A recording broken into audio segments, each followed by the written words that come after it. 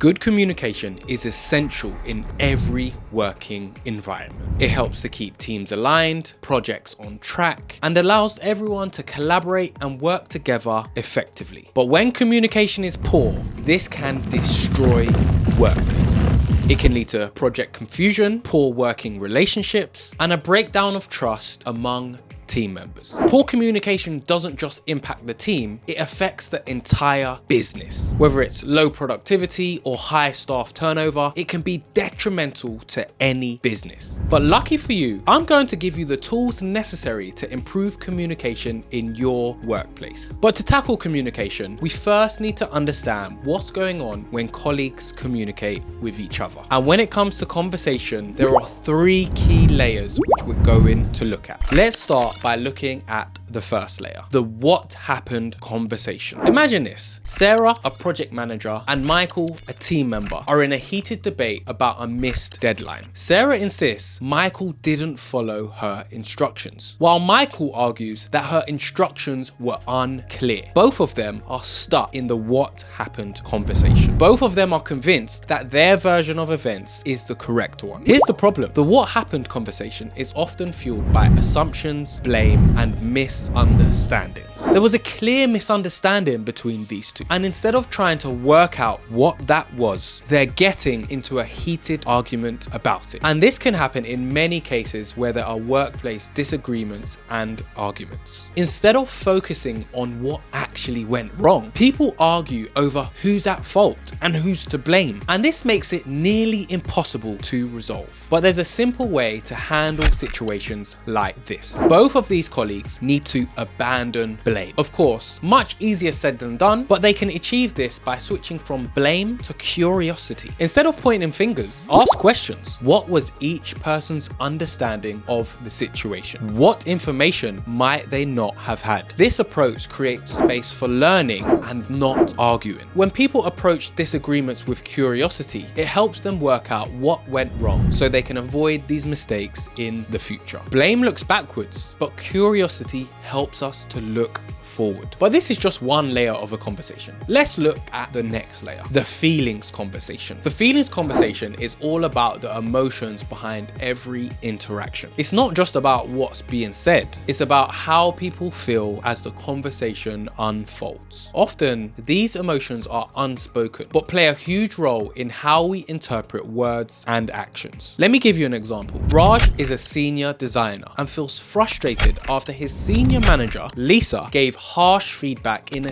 team meeting. Lisa thinks she was just being direct and helpful, but Raj felt humiliated in front of his peers. The what happened conversation might focus on whether Lisa's feedback was fair, but beneath the surface, there's an emotion that Raj is feeling. Raj feels undervalued and embarrassed, and because those feelings are unacknowledged, communication breaks down further. This is the essence of the feelings conversation. These are the emotions we often carry into discussions, but rarely address openly. Ignoring these feelings doesn't make them disappear. It only causes them to resurface as frustration, disengagement, or worse. So how do we navigate this tricky layer of communication? Well, first, we can start by recognizing what feelings and emotions might be involved, whether it's frustration, fear, or even pride. Instead of brushing feelings aside, we need to show understanding towards them. Chris Voss, former FBI negotiator, talks about the process of labeling to help us with our communication. And this is where we label what the other person may be feeling. It seems like you're frustrated, or it seems like there's something wrong. Using the word "it seems" allows the other person to correct us if we're wrong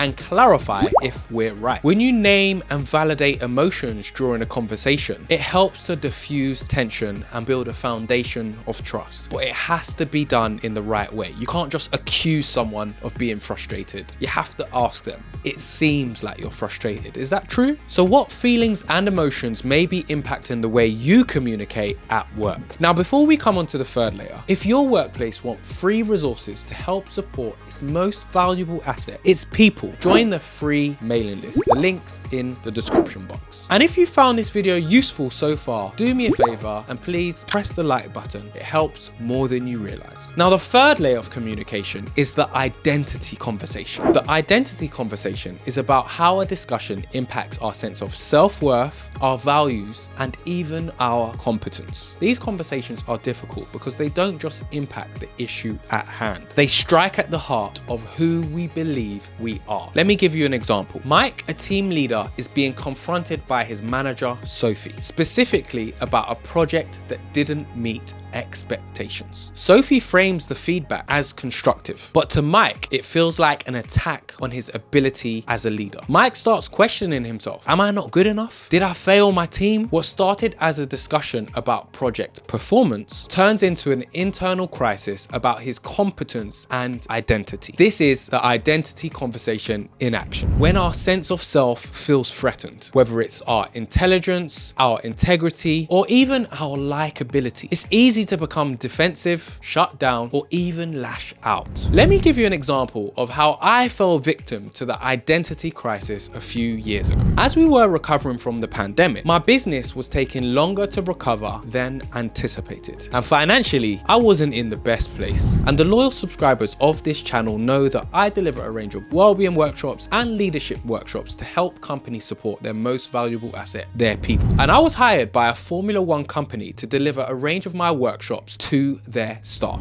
And this was quite an exciting moment for me. I told lots of my friends and family. And one day I was with one of those friends. And the first thing he said to me was, "Mr. Formula One, big money tie." Now, as I mentioned, money wasn't great at that moment in time. And I let this comment get to me. This friend was only trying to congratulate me on working with a Formula One company, but I took it as an attack on my financial status. I let my self-identity cloud the true meaning of my friend's words. So how do we navigate this layer of communication? Well, first, we need to separate feedback and comments from our self-identity. Just because someone says a comment or makes a mistake, it doesn't mean you're a failure. Focus on the specific issue, not what it says about your worth as a person. We should also try to be aware of other people's identity triggers. Ask yourself, how might this feedback challenge their view of themselves? If you approach any conversations with empathy, you're more likely to find common ground. And instead of seeing feedback as a criticism or a threat, see it as an opportunity to learn and grow. There's so much to think about when it comes to communication in the workplace, and it's a learning process for everyone. But there's also a superpower that can help leaders communicate better and create an environment that everyone wants to be a part of. To find out what that is, you need to watch this video right here. But remember, a happy workforce is a productive workforce.